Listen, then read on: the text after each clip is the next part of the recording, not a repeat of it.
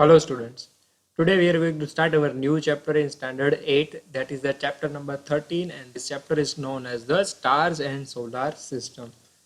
तो इस चैप्टर के अंदर हम लोग स्टडी करने वाले हैं हमारे यूनिवर्स के बारे में, हमारी पृथ्वी के बारे में, और पृथ्वी के साथ साथ हमारे जो भी स्पेस के अंदर सारी चीज़ें हैं उसके बारे में। बहुत ही बढ़िया चैप्टर है, आप लोगों को सारी चीज़ों को देखने में और समझने में और नई नई चीज़ें जानने में बहुत ही मज़ा आएगा।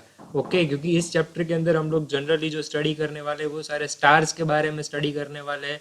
As you can already know that हमारा जो सन है वो भी क्या है, स्टार है। तो उसके बारे में हम लोग जो है वो स्टडी करने वाले हैं। ओके, तो आप लोगों को पता है कि हमारा जो सन है वो भी हमारा स्टार है, तो उसके बारे में हम लोग स्टडी करेंगे। Then we have to study about the whole solar system. तो सोलर सिस्टम के अंदर जनरली क्या क्या आता है, हमारे प्लैनेट्स आ जाते हैं। उसके बाद हमारे सारी जो मीटियोर्स है, कॉमेट्स है, उसके बारे में हम लोग स्टडी करेंगे आगे जाके कि वो सारी चीज़ें क्या है, हमारा ऑर्बिटल पाथ क्या है।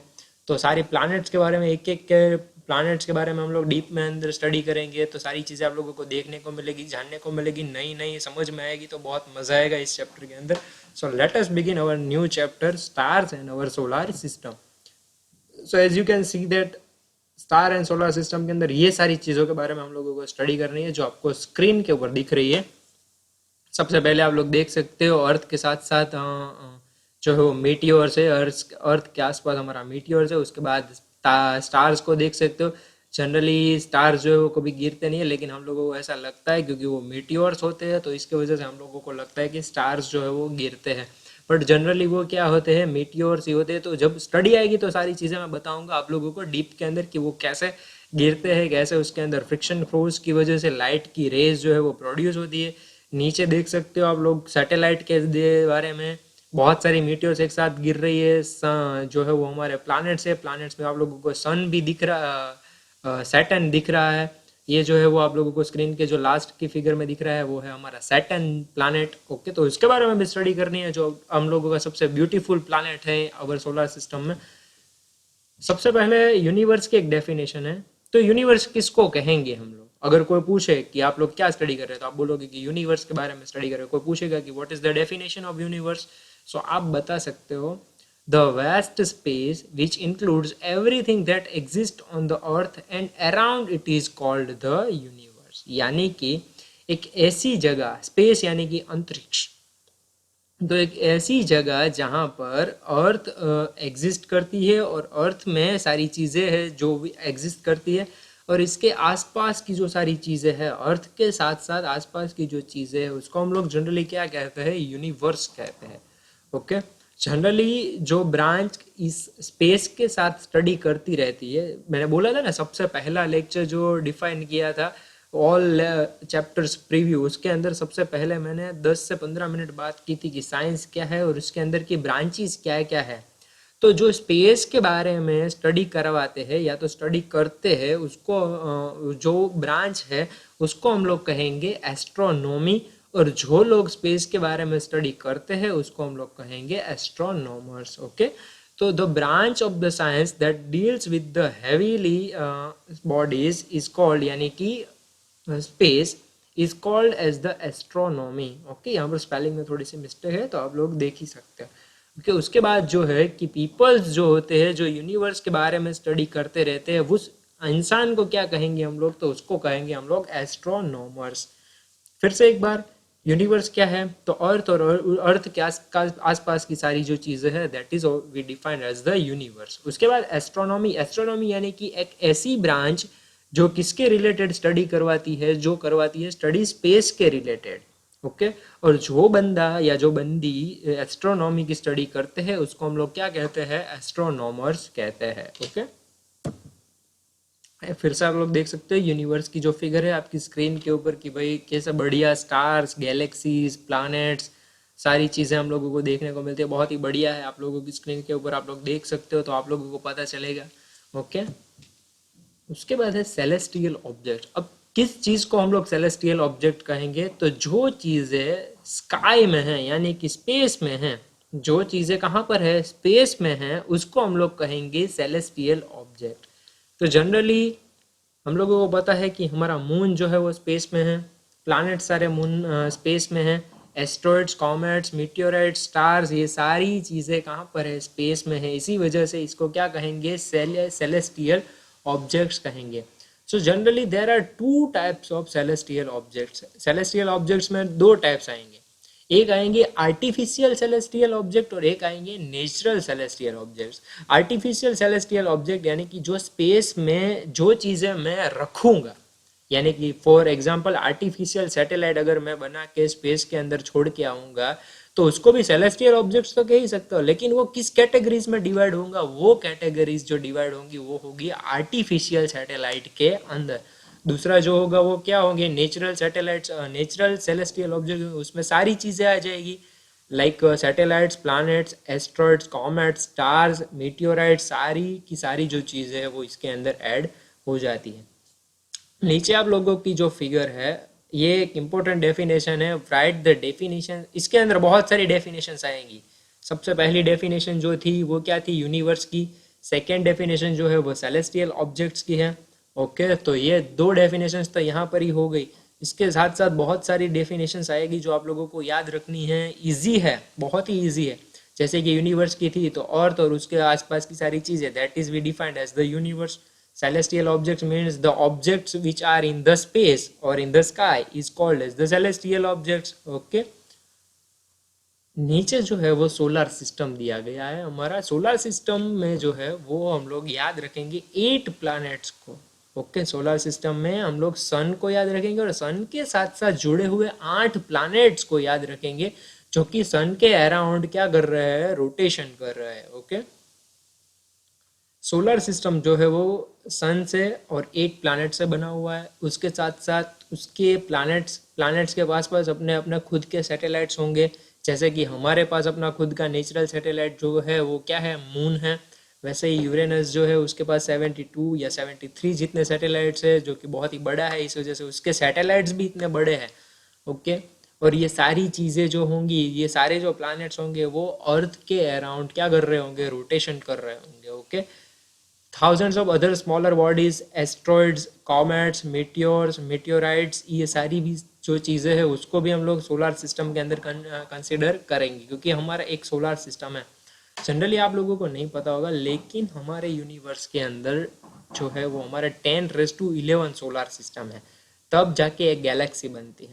इतनी ही हमारे 10⁻11 गैलेक्सीज है, उतने ही हमारे यूनिवर्स है। ओके, तो ये आप लोगों को जान के आश्चर्य होगा कि भाई इतने सारे अगर यूनिवर्स है, इतने सारे सोलर सिस्टम है, इतने सारी गैलेक्सीज है, तो ये सारी चीज़ें में क्या हम लोग ही एक जिंदा होंगे क्या? ऐसा क्वेश्चन नहीं हो सकता कि 99.9%।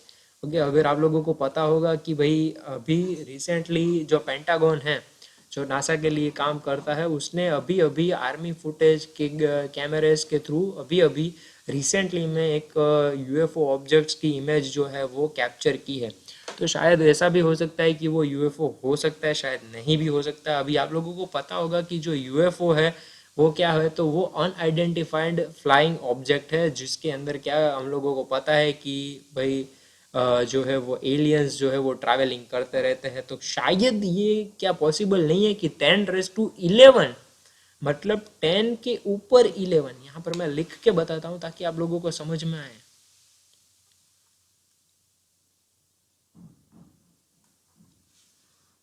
10⁻11 जितनी हमारी सोलर सिस्टम है उसके अंदर उसके साथ साथ 10⁻11 जितनी गैलेक्सीज है और 10⁻11 जितने यूनिवर्स हैं। तो ये इतनी सारी चीजें हैं, उस सारी चीजों में क्या यही एक पॉसिबल है कि हमारी अर्थ के ऊपर ही सिर्फ लिविंग यानी कि ह्यूमन बींग्स जो है वो है, या तो फिर लिविंग ऑर्गेनिजम्स जो है वो यहाँ पर ही सिर्फ है?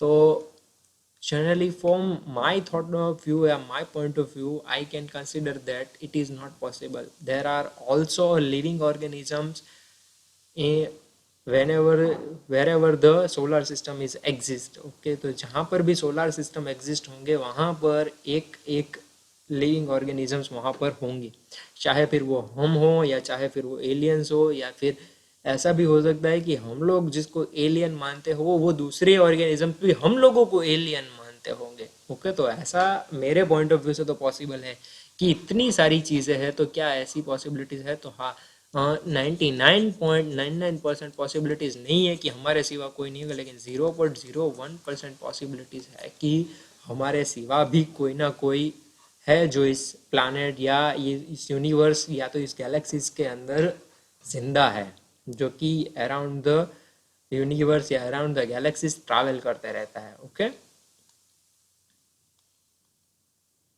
नाउ तो अभी ये सारी चीजें एक दूसरे से जुड़ी हुई कैसे है? अभी आप लोगों को दिमाग में क्वेश्चन आएगा कि सर ये सारे प्लैनेट जो है वो सन के अराउंड घूम तो रहे, लेकिन कैसे? तो जो घूम रहे हैं उसकी वजह जो है वो मेन वजह है कि इसके बीच में ग्रेविटेशनल फोर्स लगा हुआ है।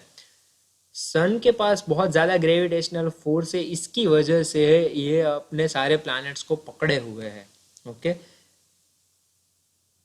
इसी वजह से ये सारे प्लैनेट्स जो है उसके अराउंड रोटेट करते रहते हैं। ओके, हमारा सोलर सिस्टम है वो यहाँ पर आप लोग देख ही सकते हो, और आप लोगों को सोलर सिस्टम जो है वो याद रखना है, सोलर सिस्टम के नाम याद रखने हैं। आज सिर्फ मैं दो ही क्वेश्चन देने वाला हूँ कि right the definition, and second question जो अभी मैं एक्सप्लेन करने वाला हूँ, अवर सोलर सिस्टम कंसिस्ट 8 प्लैनेट्स, और वो 8 प्लैनेट्स को आपको ड्रॉ करना है, और ड्रॉ करके सिर्फ उसके नाम लिखने हैं बाय दी सीक्वेंस। और सीक्वेंस भी कैसा है? बहुत ही इजी सीक्वेंस है। जैसे कि मैं स्टार्ट करता हूँ मर्क्यूरी से। ओके, तो आप तीन तीन के स्टेप्स में याद रख सकते हो। पहले क्या था कि पहले हम लोग प्लूटो को भी हमारे प्लैनेट्स के अंदर कंसीडर कर सकते हैं। बाद में गवर्नमेंट ने यह डिसाइड किया कि ये बहुत ही छोटा है, तो इसको हम लोग प्लैनेट के अंदर कंसीडर नहीं करेंगे, और बहुत ही दूर है, इसीलिए भी प्लैनेट्स के अंदर हम लोग कंसीडर नहीं कर रहे हैं। लेकिन क्या होगा कि अगर हम लोग कंसीडर करें तो जनरली हम लोग तीन तीन के स्टेप्स में हम लोग याद रख सकते हैं। First of all, mercury, Venus, Earth, Mars, Jupiter, Saturn, and third Uranus, Neptune, Pluto. और प्लूटो को अगर निकाल दे तो यूरेनस, नेपच्यून। फिर से एक बार मैं बोलता हूँ, Mercury, Venus, Earth, Mars, Jupiter, Saturn, Uranus, Neptune. और प्लूटो को याद रखने की जरूरत नहीं है। Okay, so these are the 8 planets that you have to write and you have to draw। मैं यहाँ पर दिखा देता हूँ आपकी स्क्रीन के ऊपर। यहाँ पर है, planet revolves around the sun in definitical sorry वो तो ऑर्बिट की डेफिनेशन हो गई, लेकिन आप लोगों को जो प्लैनेट्स के नाम याद रखने हैं वो ये है कि ये जो है वो 8 प्लैनेट्स के नाम हैं, Mercury, Venus, Earth, Mars, Jupiter, Saturn, Uranus, Neptune, और शायद प्लूटो भी। प्लूटो को आप लिखने की ज़रूरत नहीं है। अब आप लोगों को जो दूसरा करना है वो ये करना है कि आपको इसकी फिगर ड्रॉ करनी है। मतलब कैसे? तो आप सन को ड्रॉ करोगे, बाद में 9 ऑर्बिट्स को ड्रॉ करोगे, इसके अंदर सारे प्लैनेट्स को ऐड करोगे। अब आप प्लैनेट को कैसे ऐड कर सकते हो? ऐसे भी ऐड कर सकते हो, यहाँ पर लिख सकते हो इसका नाम क्या है, मर्क्यूरी, वीनस, अर्थ, इसके बाद मार्स, इसके बाद जुपिटर।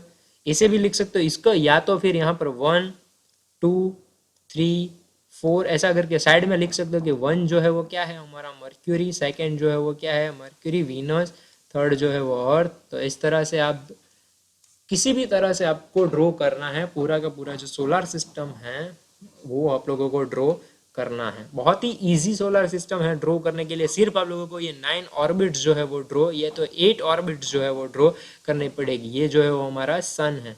या तो फिर आप लोग एक अच्छा सा, जब भी आप लोगों को प्रोजेक्ट बनाने को बोले तो आप लोग चार्ट के अंदर मस्त से एक चार्ट पेपर ले सकते हो। चार्ट पेपर के अंदर सारी चीज़ों के मस्त मस्त फोटोग्राफ लगा के उसको ऑर्बिट में चिपका सकते हो कि भाई मान लो कि अर्थ का है तो अर्थ का छोटा सा फोटोग्राफ लेके उसको अगर आप चिपकाओगे तो वो क्या हो जाएगा, बहुत ही बढ़िया रहेगा आप लोगों के लिए। तो इस तरह से आप प्रोजेक्ट भी बना सकते हो, बहुत सारे ऐसे बेसिक डेमोस्ट्रेशन भी बना सकते हो। सारी छोटी छोटी चीज़ें लेके फिर उसको आप लोग सोलर सिस्टम के जैसे चिपका सकते हो, गोल जो होगी वो।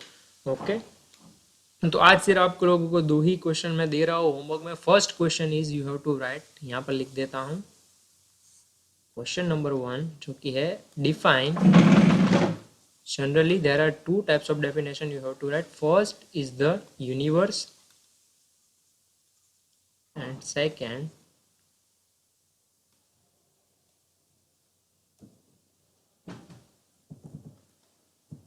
जो हमारी definitions थी वो थी हमारी सेलेस्टियल ऑब्जेक्ट्स के बारे में। Okay,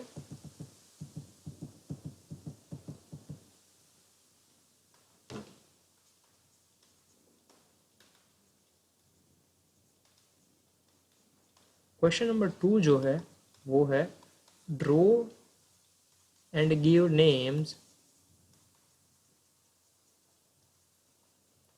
of solar system. तो आपको ड्रॉ कर रहा है और उसके साथ साथ ये 8 नेम जो है वो लिखने हैं। बहुत ही इजी है। Okay, that's it for today. Thank you very much for hearing this lecture. If you had any kind of doubt, और उसके बाद हम लोग नेक्स्ट लेक्चर में बहुत सारी ऐसी चीज़ों के बारे में बात करने वाले हैं जो कि आप लोगों को जान के बहुत ही मज़ा आएगा। अब इसके बाद के लेक्चर में हम लोग बात करेंगे स्टार्स के बारे में। स्टार्स में हम लोग बात करेंगे सन की, उसके बाद सारे प्लैनेट्स की बात करेंगे। ओके, प्लैनेट्स के बारे में स्टडी करेंगे। Thank you very much for hearing this lecture. और साथ में कुछ ऐसी चीज़ें मैं आप लोगों को बताऊंगा जो सुन के आप लोगों को डेफिनेटली मज़ा आएगा। Okay, thank you very much. If you had any kind of doubt, you can ask me in the comment section, you can ask me on the WhatsApp, or you can ask me in the Instagram also. Till then, bye bye everyone.